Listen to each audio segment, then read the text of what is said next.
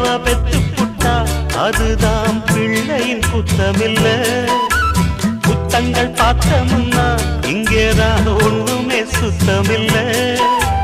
பாசமெல்லாம் சிலருக்கு வேஷமம்மா,